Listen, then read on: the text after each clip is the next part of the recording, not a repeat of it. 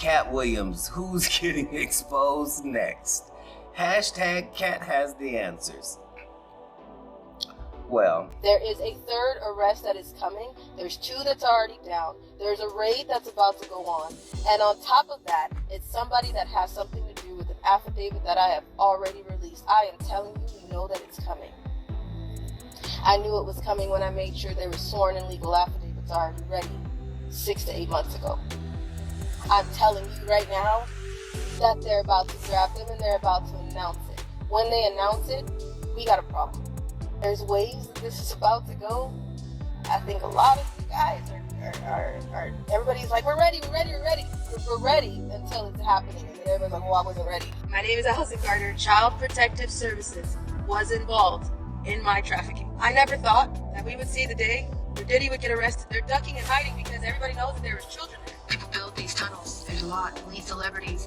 They go down there for parties underneath the Getty. Denzel Washington, Beyonce Knowles, Ellen DeGeneres. Do you want me to keep you going? I don't want anybody's money. Zell always told me we'd be at the parties. He said, leave 30 minutes for the devil get there. I'm telling you right now that something is really wrong. Really wrong. The world will find out. When Ollie Carter's name first surfaced online, no one was prepared for the earth-shattering, spine-chilling secrets she was about to reveal. But once she started speaking, there was no stopping the storm that followed. Terrifying pig nights, secret underground tunnels, and elite parties filled with A-listers engaging in the unthinkable. From being a child victim to surviving the darkest corners of the elite world, Ally has seen it all. Now, Katt Williams is stepping in, ready to co-sign and unveil even more shocking revelations. But before we dive into what Katt knows, let's break it down.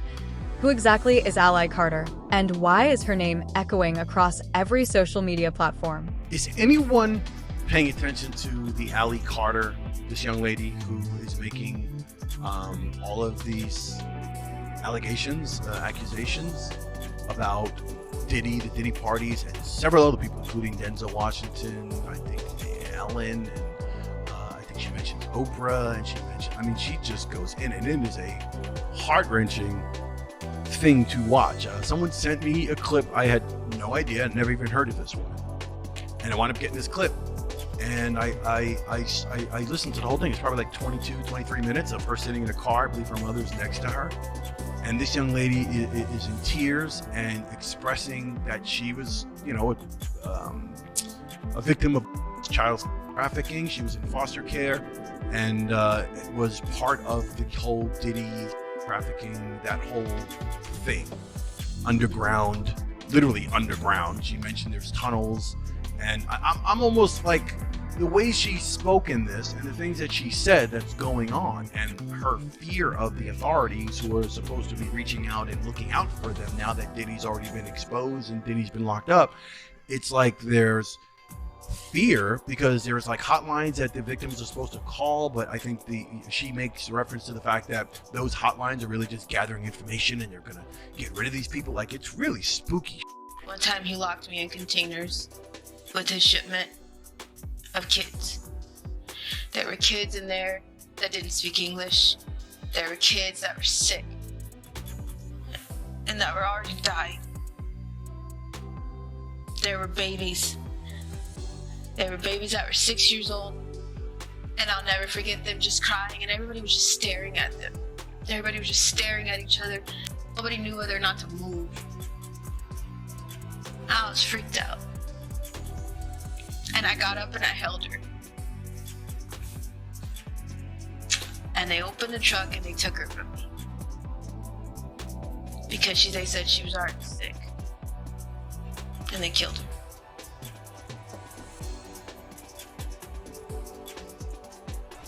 Her name was Bailey.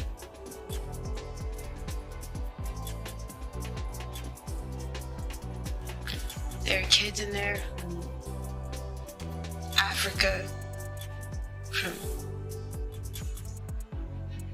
Mexico.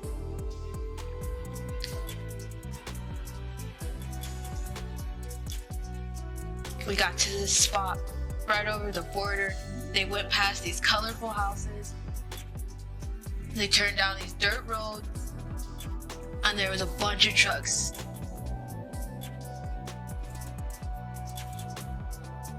and they divvied everybody out like retail. One person, she wouldn't stop crying, so they said that they would just send her off to somebody who was already sick, that had AIDS, that was gonna die soon, because she wouldn't shut up.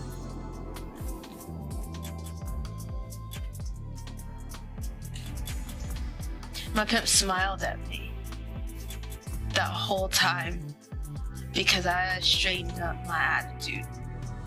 I begged for him to take me back. I begged for him to keep me. And I promised that I wouldn't tell the social workers again. I promised that I wouldn't say anything if he just took me with him. If I could go home. And he did.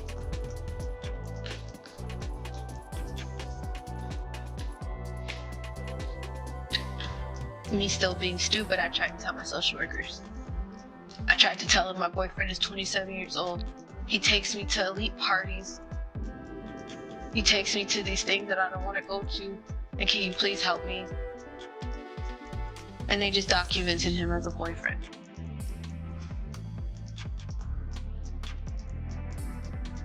My social worker told me that maybe I needed to just talk to him. Maybe if I just did something right, or if not, just break up with him, that it would be okay.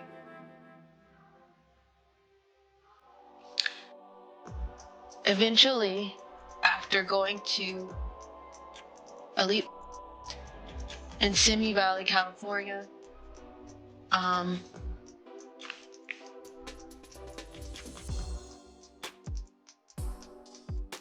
escort services,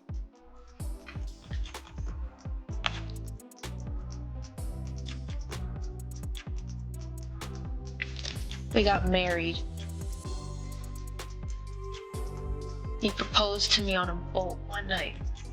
And I was so angry because I didn't know what to do. I didn't know how to deal with that. I was 15 years old, and I knew my adopted mom now. I knew her, and I was telling her I have a husband. And I didn't know what that meant. I just knew that he's not gonna kill me. So I'm married. And I was okay with that. Ally Carter wasn't just another random internet figure stirring up drama. Oh no. She was out here blowing the lid off some of Hollywood's darkest secrets, the ones they never wanted the world to uncover. She first made waves when she exposed the existence of underground tunnels at the Playboy Mansion. Yes, tunnels that allegedly led to places no one was ever supposed to know about. According to Ally, these tunnels weren't just a myth. They were used for transporting victims, conducting satanic rituals, and concealing disturbing activities from the public eye. And watching an episode called Pig Night, when I went, they tried to feed us, and I remember it because when you have to do borders jobs like that, you don't eat. You're not allowed to eat. You actually have to starve yourself, because this is about to get a little bit dark. So if you got a faint stomach, or if you just can't be doing it right now, just go. Don't even try to. It's a lot. It's about to get a lot. So just here's your time. Exit.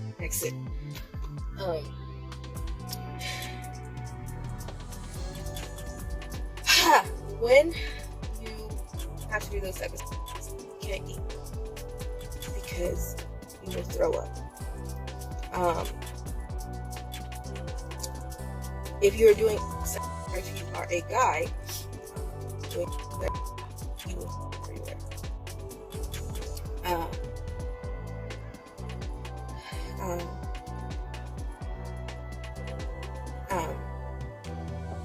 When this happens, your parents will get mad at you. Be mad at you. And if that is a fetish for someone, they use that to their advantage. So if you throw up on someone, you will have to eat it. If you eat on someone, you'll have to lay in it. Have to in it, stay in it.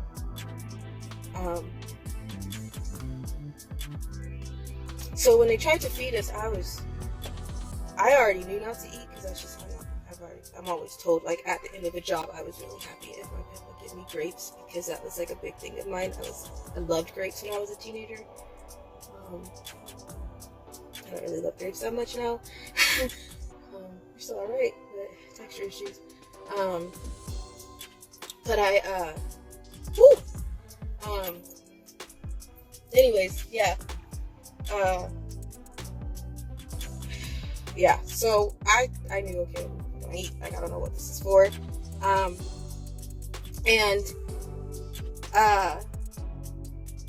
I was told don't eat the food. Okay, fine. I thought it was because it was a different source of drugs. There's candy dishes in elite parties. There's always a candy dish. Candy dishes. One, two was always cocaine or ecstasy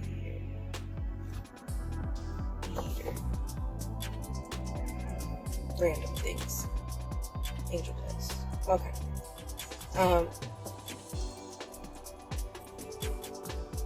They showed us a room. It kind of made us feel like we were taking a tour of the mansion.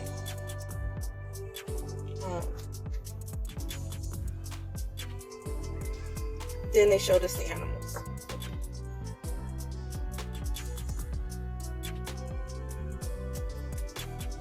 Then they took us to a rec room, like a playroom.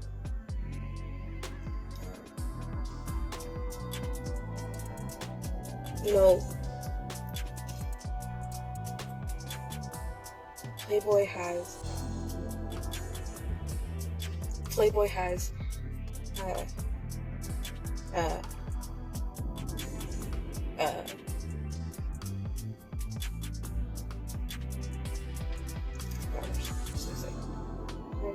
contracts, non-disclosure contracts, or sometimes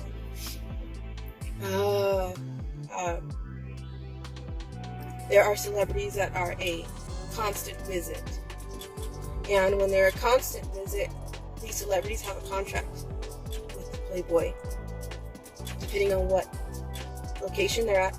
Either way it goes, especially when they're a known celebrity, they have contracts. So it kind of keeps them safe. If there's a Playboy bunny that leaves, they're not allowed to tell who they had with, who was there, who was a frequent bunny, who was a member, or frequent John, who was a member. You're not allowed to. Technically, when you work at the Playboy, you work there. When you are on an intake and you work and you have a room at the Playboy, it is treated as if you have a contract. You can't talk about those things. So for me, I didn't have the contract. I was brought in for a weekend, and when I found that episode of Pig Night, then I realized what was going on. And it took me, I have cried myself to sleep so many times this past week. I ain't gonna lie. It's a lot. It's a lot to process. It's a lot to process as an adult. And then came her boldest prediction yet. Long before Diddy's empire began to crumble, Ally Carter was out here warning the world that he was next to fall. And not just him. She pointed the finger at Oprah Winfrey, claiming her time was coming too, hinting at something sinister lurking beneath her carefully curated public image. According to Ally, both Diddy and Oprah were deeply tied to these secret elite gatherings that were anything but glamorous. And now we all know how that turned out. About Diddy. Ally Carter has spoke out so much throughout the years and told us exactly how all of this is connected. The very first time she spoke out, she spoke about there being underground tunnels where she was moved through. And there have been a lot of rumors about Diddy allegedly having these underground tunnels that run to the Playboy Mansion. And the Playboy Mansion does have underground tunnels. Here is the blueprint of the Playboy Mansion that they made showing the underground tunnels underneath the mansion. And I blew this up a little bit more for you guys because because back in the day, it actually led to celebrities' houses. Allie Carter has just made an affidavit of truth that she turned over to the feds against Diddy and other celebrities about how she was allegedly at a Playboy Mansion party. As you can see, here's Diddy's name here, and others such as Birdman, Denzel Washington, and Young Jock. In this document, she speaks about how she was a party favor and how other children were there as party favors as well, and how they were set on a table and had to wait for people to come and choose them. She explained how once these people were done with what they were doing, and I have to watch what I say, but you guys get what I'm saying, they would be placed back on the table for someone else to choose them. She explains how these parties turned into a whole frenzy once the DJ started music and turned on the flashing lights. And then she explains how there was things at this party called body cakes, and it means that these would be on the table and people would put food on them and then they would eat off them. Y'all, I just seen a footage of Diddy doing this at a white party that he held back in the 2000s. She explains in this affidavit that they would bring in animals like donkeys and burros, and they had to have physical relationships with them as these people watched, and her and another girl ended up throwing up and they rubbed their faces in it as punishment. Allie Carter also told us that she had physical evidence against Diddy and some of these other celebrities, and she took a picture of this, also showing proof that she turned in physical evidence. I was at a Diddy party. I was one of the party favors. But I told you, nobody tells on Diddy. Maria Z, I did that interview in 2021. 7 months ago. We made sure, I already knew, that Diddy and Oprah is about to get arrested. I already knew that 7-8 months ago. We went and made sure there were sworn documents. We have them. When we went to Colorado for the A to Z event, we had a lot of legal evidence that we made sure we already had because we knew a list of people were about to get got. You can't run for that long. I'm just shocked we're finally seeing the day. Do you understand that their music is their diary? All these rappers, they're telling you what they did.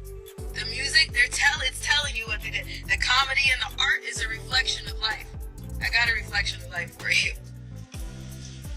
Let's be clear. You federal prosecutors, you have video surveillance from Diddy's house from 2008. Look in that 2008-2010 span, you'll find her video there. You want to send it over? She'll say, yeah, that's me. Allie Carter also made a video just recently speaking a little bit about the Diddy party. So I'm about to roll y'all this clip, and you guys let me know what you guys think about all this in the comments. Diddy parties. Those are parties. And I was one of the kids that was one of the party favors. And a party favors means that you're set on top of a table and you're used as a toy for anybody who comes across the table or who wants to party at a certain time of night when the music stops and then the DJ starts flashing all these lights and they close the doors, and then everybody turns into like a frenzy and starts going into a crazed animal-like demonic state, and you have no idea what's going on. And yes, there was a time where I was just like completely don't give a shit because it happened, and I was the type of kid that thought that, you know, you're in the presence of royalty and they make it seem like you're in the presence of Hollywood, so you should be honored and you should be appreciating that you're there. And I was that person. I totally acted like that. I was like, oh, it's fine, you know, it really. But if you thought Allie Carter stopped there, think again. She didn't just expose Diddy. She went after some of the biggest names in entertainment. She called out Akon, Snoop Dogg, and other celebrities whose public personas are nothing like what happens behind closed doors. She hinted at disturbing, uncomfortable situations these A-listers have been involved in. Things so shocking they could make Hollywood crumble if they ever came to light. We were taken to these houses, really nice houses. Before we were told to go to a room, we were in the living room, and I was sitting with Akon, and my friend was sitting with his friend, who was from Dubai.